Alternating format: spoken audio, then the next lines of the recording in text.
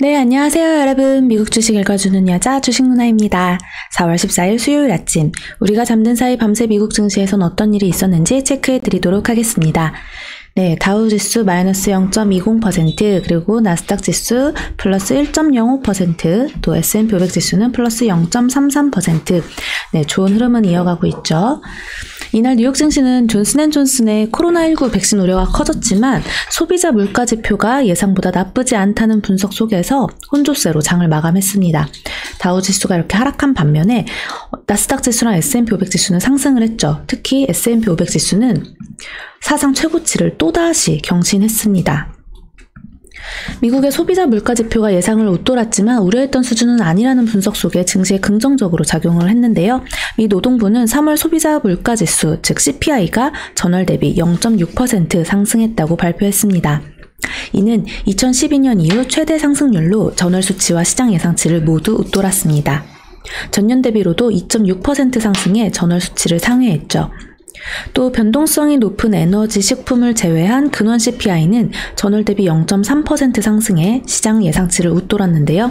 이는 미 정부의 대규모 재정 부양과 코로나19 백신 확산으로 경제 회복이 더욱 빨라지고 있는 가운데 핵심 소재 공급이 부족한 상황에서 다양한 상품과 서비스에 대한 수요가 늘고 있기 때문인 것으로 분석되고 있습니다. 물가 지표가 예상을 웃돌았지만 우려했던 수준은 아니라는 분석 속에서 인플레이션 기대치가 이미 가격에 반영됐다는 인식 등으로 미 국채금리는 하락세를 나타냈습니다. 이에 주요 기술주들이 강세를 나타냈죠. 또 전미자영업연맹, 즉 NFIB가 발표한 3월 소기업 낙관지수는 전월 95.8에서 98.2로 전월 95.8에서 98.2로 상승해 2개월 연속 상승세를 기록했습니다. 지난해 11월 이후 처음으로 역대 평균인 98선을 회복했네요. 또 페드 위원들은 인플레이션에 크게 우려하지 않는 모습을 보이면서 여전히 경기 부양이 필요하다는 점을 재차 강조했습니다. 패트릭 하커 필라델피아 연방준비은행 총재는 페드가 인플레이션을 통제할 수 없다고 보진 않는다면서 경제 상황이 개선되고 있지만 회복은 여전히 초기 단계에 있고 아직 부양책을 걷어들일 이유가 없다라고 언급을 했죠.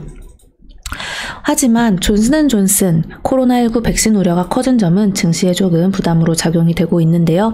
미 질병통제예방센터가 식품의약국, 즉 FDA랑 같이 이날 공동성명에서 존슨앤존슨 제약부문 계열사인 얀센이 개발한 이 백신을 맞은 사람에게서 드물지만 심각한 혈전증이 나타난 사례 6건을 검토하고 있다며 예방 차원에서 존슨앤존슨 백신의 사용 중단을 권고한다라고 밝혔습니다. 이 같은 소식 속에 오하이오, 뉴욕, 코네티컷, 매사추세츠, 메릴랜드, 조지아, 버지니아주 등 존슨앤존슨의 코로나19 백신 접종을 모두 중단했습니다. 한편 백악관은 이번 주에만 2,800만 회분의 화이자, 모더나 백신 접종이 가능하다면서 존슨앤존슨 백신 사용 중단이 접종 계획에는 큰 영향이 없을 것이다 라고 밝혔습니다. 우리나라에서는 아무래도 이 주가로 봤을 때 이 반사 이익이 나타날 수 있는 아스트라제네카나 모더나 이쪽 관련주들 계속해서 좀 체크해보면 어떨까 싶네요. 그리고 이날 국제유가는 중국 경제지표 개선 및 오펙 수요 전망 상향 등에 상승했습니다. WTI 5월 인도분 가격은 전거래일보다 0.48달러, 즉 플러스 0.80% 상승한 60.18달러에 거래 마감되었습니다. 오랜만에 다시 60달러 선에 들어왔네요. 또 종목별로 한번 체크를 해볼까요?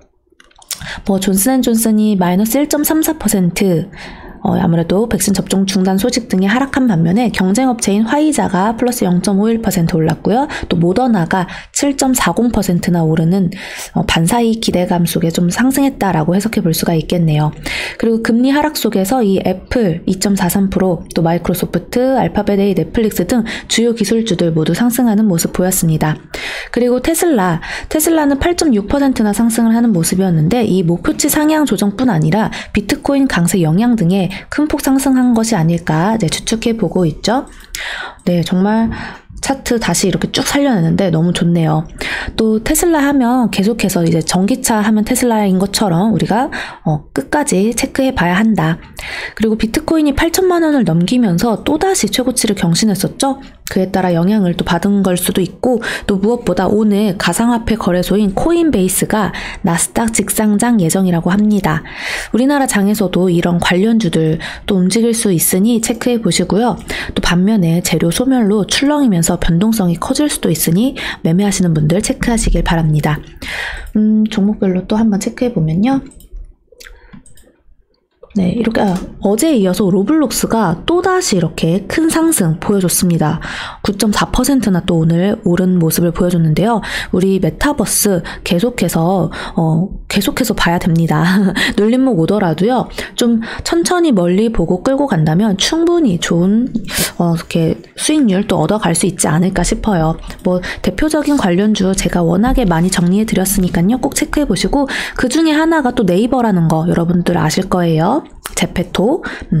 그리고 이제 반도체 부분에서는요, 엔비디아가 또 어제 이어서 좋은 흐름 가져가고 있죠. 무엇보다 이제 우리가 신경 써야 될 건 바로 반도체죠. 어제도 바이든 대통령이 백악관 반도체 화상회의에서 이 웨이퍼를 들고 계속해서 공격적인 투자가 필요하다라면서 정말 긴 이야기를 했죠. 사실 이게 이제 우리나라 삼성전자에게 정말 기회가 될지 아니면 위기가 될지 매우 중요한 때라고 생각이 들더라고요.